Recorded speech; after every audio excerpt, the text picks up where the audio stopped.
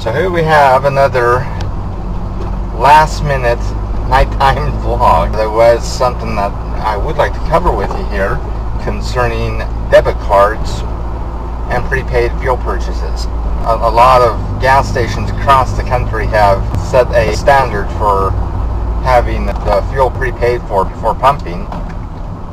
It brings some other interesting situations. Now, not all gas stations are like this, I don't think. I don't know. In fact, let me just kind of place this in the viewpoint of the customer.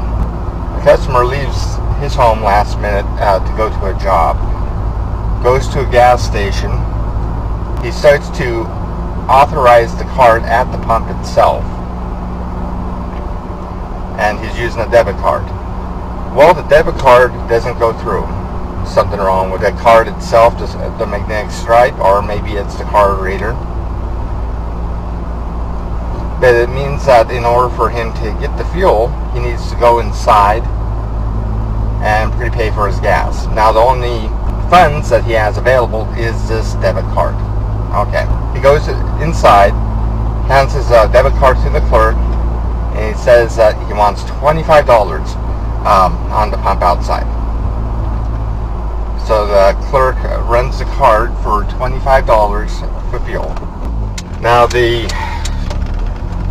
card doesn't hold $25, it holds like $22.47. He goes back inside, hoping to get $2.53 refunded back to his card. Well, this brings an interesting situation, because at the time that he hangs up his pump handle on the pump inside the gas station,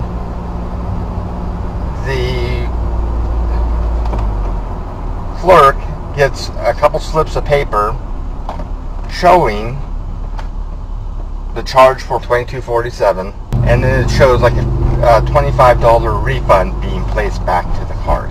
So what the clerk tells the customer is that he has to charge it again back to the card, and the customer, he will get the refund back on the $25 that was originally charged to it. Well, let's say about 2 or 3 days down the line. Well, what if the customer doesn't have $25? And this seems kind of suspicious, because on his receipts, it says that the $22.47 was placed on the debit card. There's a bit of an argument here.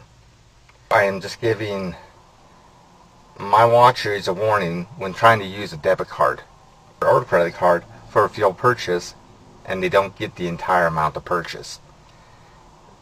The best thing to do, to see if you can leave at least your driver's license while they authorize the pump for, and then that way you could at least fill up with any amount that your car will allow it to be filled up to, and then pay it on the card when you get inside, because then it will take the correct amount off the card. There won't be any problems with needing to recharge anything, because one of the main headaches with this stuff is that it takes about 2 or 3 days for the bank to get the refunded amount back.